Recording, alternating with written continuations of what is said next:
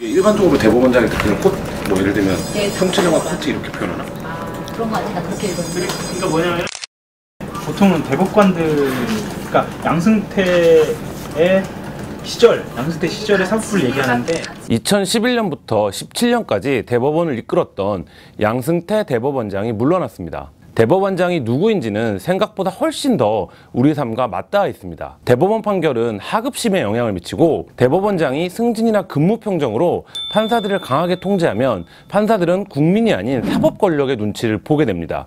판결의 20일이 매해 선정해왔던 올해의 판결을 통해 양승태 코트의 문제적 판결을 정리해봤습니다. 성소수자 학생 자살 사건, 학교 책임 불인정 건, 동성애 성향을 이유로 집단 괴롭힘을 당하다가 자살한 학생의 유족이 보호 감독의 의무를 다하지 않았다며 담임 교사의 고용주인 부산광역시를 상대로 손해배상 청구 소송을 냈습니다. 1, 2심은 학교에도 30% 손해배상 책임이 있다고 판결했습니다. 그러나 대법원 민사 3부는 괴롭힘의 정도가 빈번하지 않았고 방법이 주로 조롱이나 비난 정도였다는 점을 볼 때 담임 교사가 자살을 예측할 수 있었다고 보기는 어렵다며 원심을 파기했습니다. 법원이 소수자 혐오, 폭력, 자살에 대한 기초학습을 권한 것이라는 평을 들은 판결입니다. 정교조 교사 고 김영근 국가보안법 유죄건. 김영근 고사는 2005년 5월 학생과 학부모 180여 명과 남녘통일 애국열사 추모제 전야제에 참석했습니다. 학생들과 6.15 공동선언을 외우고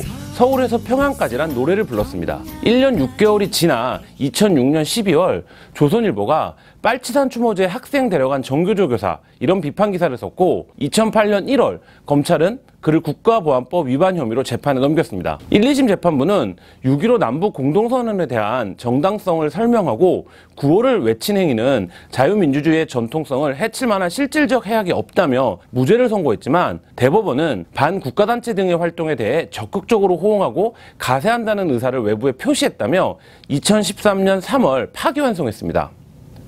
파기할 건 무죄가 아니라 국민을 억압하는 국가보안법이어야 했습니다. 쌍용차 정리해고 적법건. 2009년 쌍용 자동차가 정리해고를 단행했습니다. 최초 통보한 감원 규모는 2,646명이었고 최종적 해고는 165명이었습니다.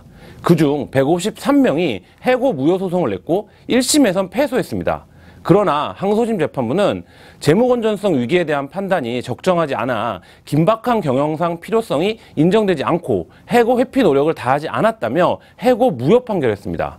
하지만 대법원은 2014년 11월 이를 다시 파기환송했습니다. 기업의 미래에 대한 추정이 불확실할 수밖에 없으므로 다소 보수적으로 이뤄졌다고 해도 합리성을 인정해야 한다는 논리였습니다. 이는 당시 최고의 판결을 최악의 판결로 바꾼 대법원이다 이런 평가를 받았습니다. 철도 파업 업무 방해 유죄건. 2009년 전국 철도노조가 파업했습니다. 인원 감축과 철도 선진화 방안에 반대하는 파업이었는데요. 노조 간부들이 업무 방해 혐의로 재판에 넘겨졌습니다. 1, 2심 재판부는 무죄를 선고했습니다. 철도노조는 파업 전에 계획을 수차례 선포했고 한국철도공사가 이것의 대비용 문서를 작성한 점을 인정해 무죄를 선고한 것이었습니다. 하지만 대법원은 2014년 8월 이를 파기환송했습니다. 필수 공익사업을 영위하는 철도공사는 노조가 이 같은 부당한 목적을 위해 파업을 실제로 강행하리라 예측하기 어려웠다고 판단된다는 이유였습니다. 대법원이 예고된 파업을 예견할 수 없었다는 희한한 논리를 들이댄 판결이었습니다. 간첩 조작 사건, 시효 축소로 국가배상 책임 불인정건. 박동훈 씨는 1981년 국가안전기획부의 불법 구금, 고문으로 간첩 누명을 썼습니다. 2차 진도 간첩단 사건입니다. 2009년 진실화해를 위한 과거사정리위원회는 진실규명 결정과 재심 통해 무죄를 판결했습니다. 2010년 9월 형사보상 결정을 받았고 8개월 뒤 국가상대 손해배상 청구 소송을 냈습니다. 1, 2심 모두 승소했습니다. 하지만 대법원 3부는 2015년 1월 이 사건을 파기환송했습니다. 소송을 시효보다 2달 늦게 냈다는 이유였습니다. 앞서 대법원 전원합의체가 2013년 12월 기존의 3년까지 인정해온 소재기시효를 형사보상 결정일로부터 6개월로 줄여 국가 책임을 덜어준 판례에 따른 결과입니다. 이 판결은 당시 바늘구멍을 빠져나온 낙타를 도로 바늘 저쪽으로 밀쳐낸 판결이다 이런 평가를 받았었습니다.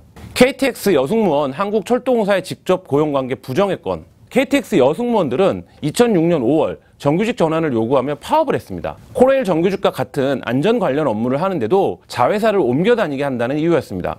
자회사 한국철도유통에서 또 다른 자회사로의 이직을 거부하며 파업한 280명 전원이 해고됐고, 이에 승무원 34명은 코레일을 상대로 근로자 지위 확인 소송을 냈습니다. 1, 2심 재판부는 코레일과 한국철도유통의 위탁계약은 위장도급이라며 코레일이 직접 고용해야 한다, 이렇게 판결했습니다. 하지만 대법원은 이 사건을 파기환송했습니다. 코레일 열차 팀장과 승무원들이 독립적으로 업무가 이루어져 적법 도급이라고 본 것입니다. 코레일이 직접 승무원을 교육하고 자회사가 독자적 시설 장비를 갖추지 않은 점은 문제 삼지 않았습니다. 이 판결은 비정규직 폐해가 극심한 간접 고용을 법원마저 저버린 최악의 판결이다, 이런 평가를 받았습니다.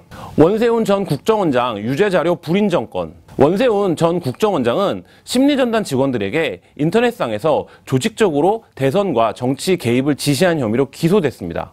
1심은 국정원법 위반 혐의만 유죄로 봤지만 2심은 국정원법, 공직선거법 모두를 위반한 것으로 유죄 혐의로 판단했습니다.